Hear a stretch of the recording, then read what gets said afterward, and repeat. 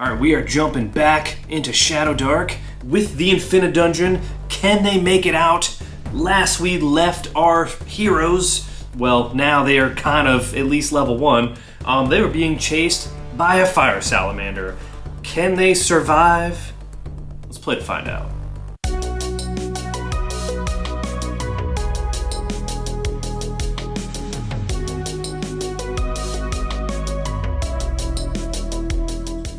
Welcome back to the channel. This is the Sacred Art of Gaming, and today we are playing some Shadowdark, but we are playing with a friend. It's in beta, but I realized that this is probably what I needed. Triple O! I dig it.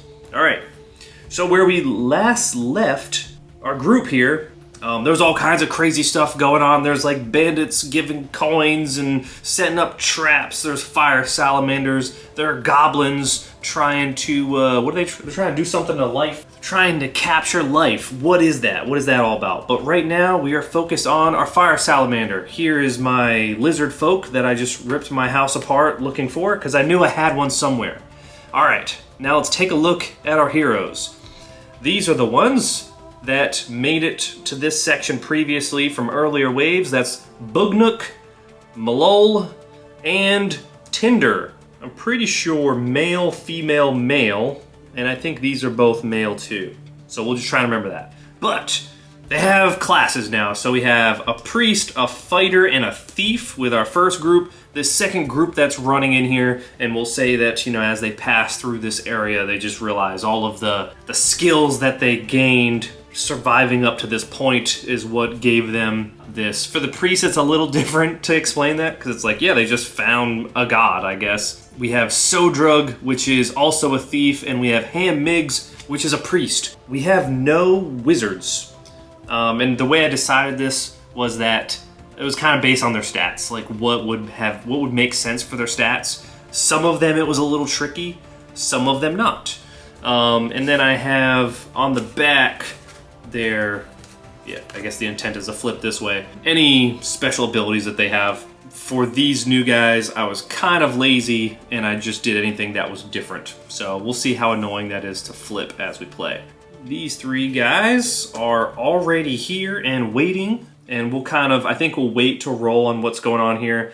And then we have Sodrug and Ham Miggs running in, followed by our fire salamander, which is no joke. Our fire salamander has taken some damage.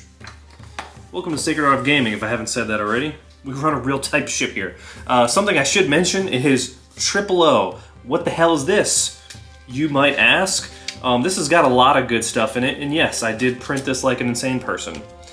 It was an experiment that failed, but it gives us what we need.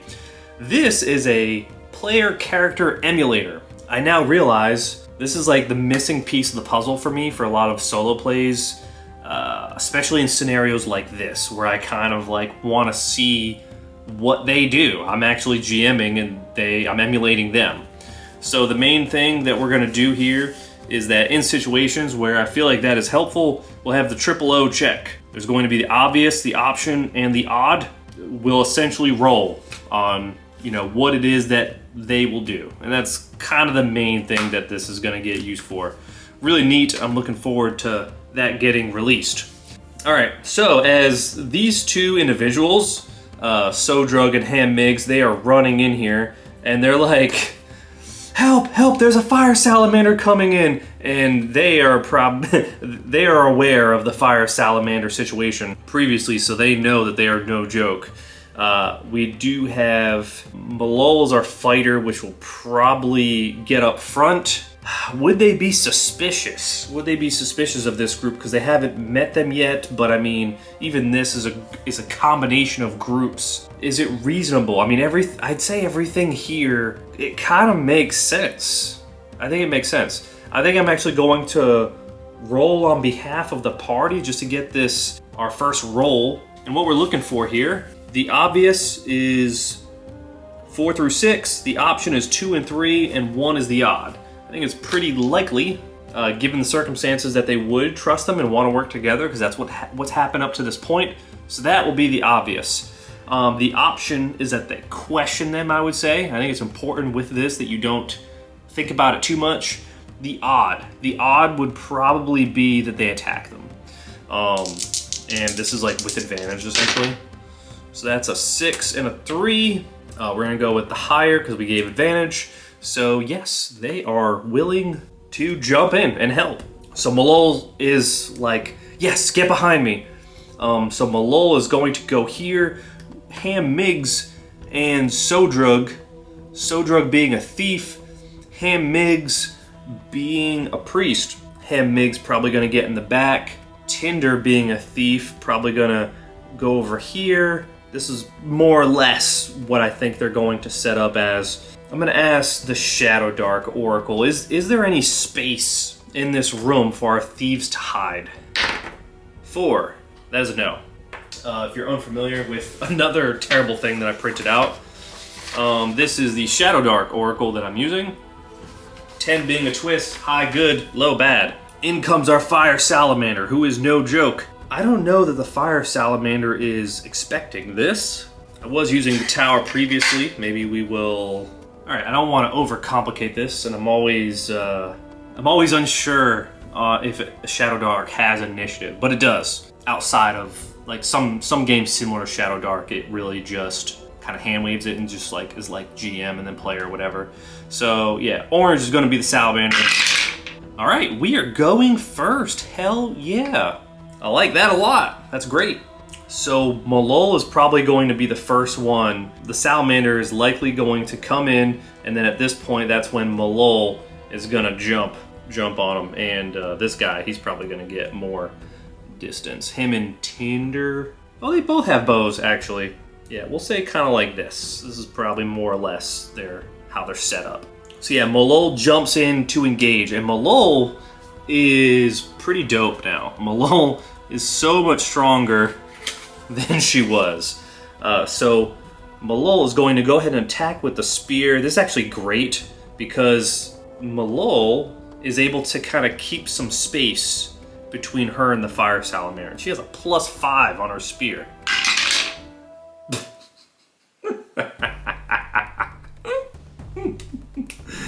Oh god. That doesn't go well for Malol, as you would imagine. I'd say when Malol goes to attack with the spear, she just straight up breaks it. It catches fire on the Fire Salamander. That doesn't go nearly as well as Malol was hoping, and the rest of them were like, oh no. Next, I think we're gonna do our thieves. We'll start with Tinder. Tinder has a short bow. It gets a +2 on that. Check our AC on our friend here. It's a 13. Oh, these rolls are not great right now. Not great. Okay, let's see our other short bow friend. Is it Bugnuk? No, it's not. It is Sodrug. Even better with the bow. Wow. I may need a different D20 because this is not going well. What can our priest bring to the table? Not much.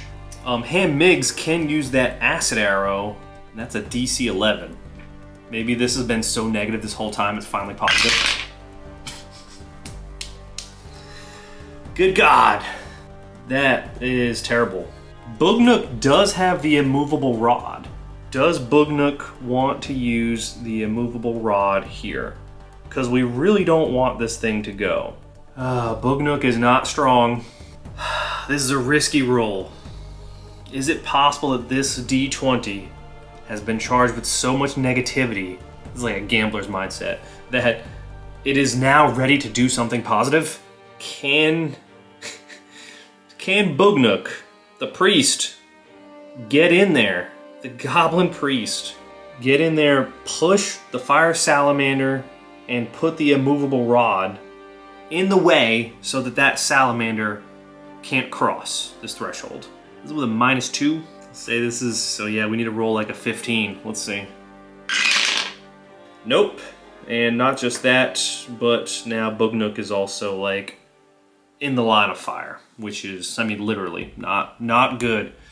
Wow, that was a lot of, we were lucky to get to go first and we blew it.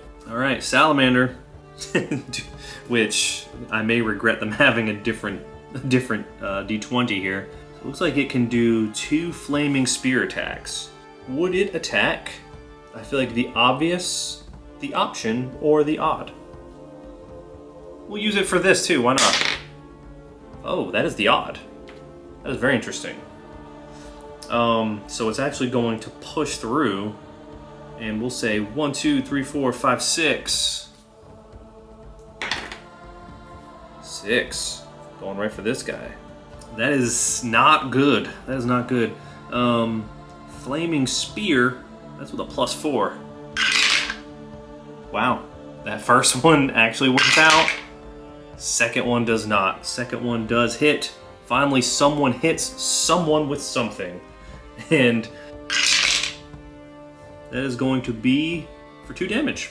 He only has 4 HP though. That could have been a lot worse. Alright, we're probably going to use a different D20 this time. Maybe this light blue boy.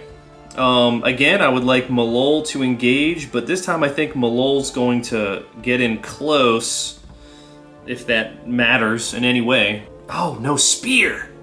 That sucks. As Malol is actually going to go by, I really need to get these names down. I always remember Tinder. Boognook has a club that is basically useless. Gonna use that.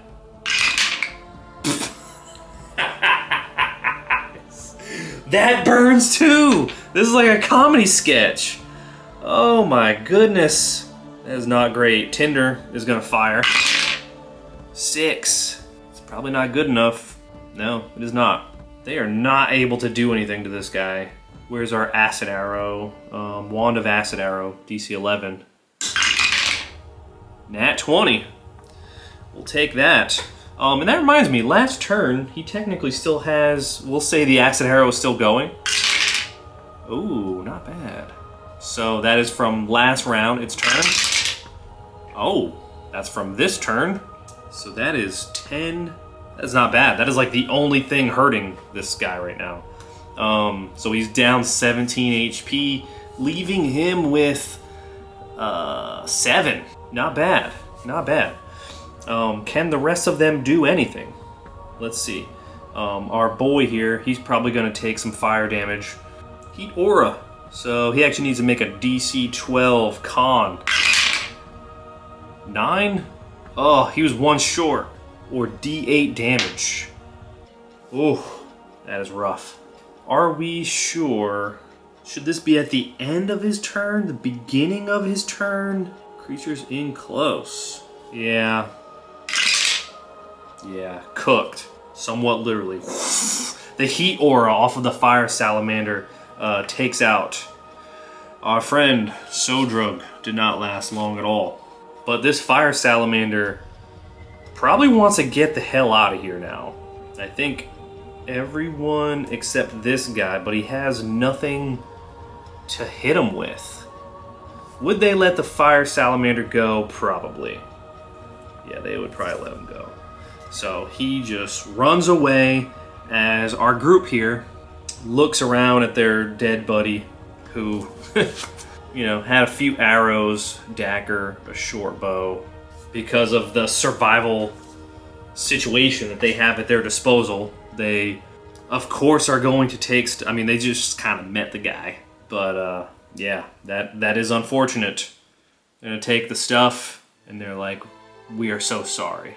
We will make sure we survive this. Hopefully.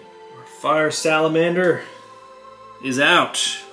And we are moving on to the next section here. So, I mean, that kind of... I think this was probably intended to be something. But, let's roll. Let's roll. I think this was probably Mountain Encounter. That's a D100. 98. Roll 2 encounters and combine the results. My goodness, I don't know if I like that. 75 and 30. A group of rival crawlers stares in puzzlement at a map, and 30 3d6 orcs make camp in an empty, crumbling stone keep. So we'll say that there is a group of orcs. 3d6 is kind of crazy. I think we'll say 1d6. 6. All right. So 6 orcs are studying a map. And we'll say this area over here. So they are, of course, upset. And we'll actually say that they're half orcs because I think orcs in this world are not really like a playable option. They're just angry and pissed. They get into this area and they see the orcs. The orcs have a map. There's 6 of them. Whenever they approach, I think it's very clear to me after what just happened. We'll say there's, some type of barrier here, some type of door so that they couldn't hear what was going on. And they're just going to let them know that one of their friends is a half orc. They were just slain by a fire salamander in the next room. Do they feel like, are they compassionate about this? Let's see. Rolling on the Shadowdark Oracle. No, they are not. So the orcs are just half orcs. They're just wondering, does he have any stuff? What did he have on him? And they just kind of look around. They're like, no, he didn't. We don't have much. He didn't have anything on him, but we could definitely use some assistance. We see that there's a map there. And we'll say that Malol is probably taking the lead on this. So you have a map there. Is that map for this region? Like maybe we could help each other. And I don't know if Malol's the most charismatic. Not the worst. Ham Miggs is actually the most charismatic. So probably looks over to Ham Miggs here, who is also quite wise. So it actually makes sense that Ham Miggs probably looks at the map. Does it seem like they're having trouble reading the map? I'd say there's a good chance of that. Yes. Yes, it does look like they're having trouble with the map. Malol, and I would say this is normal. In Shadowdark, normal is going to be a DC 12 between the group here. But you know what? Would we have... Malol's pretty much just going to offer to read the map for the better of all of them. Or Ham Miggs, rather. Or Halfling. Halfling Priest. They're probably hesitant to that, I would imagine.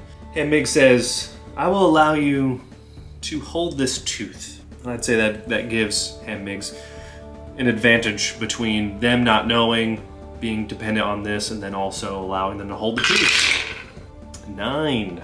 Just makes it with the +3 charisma. So they're like, yes, okay, you can hold the map.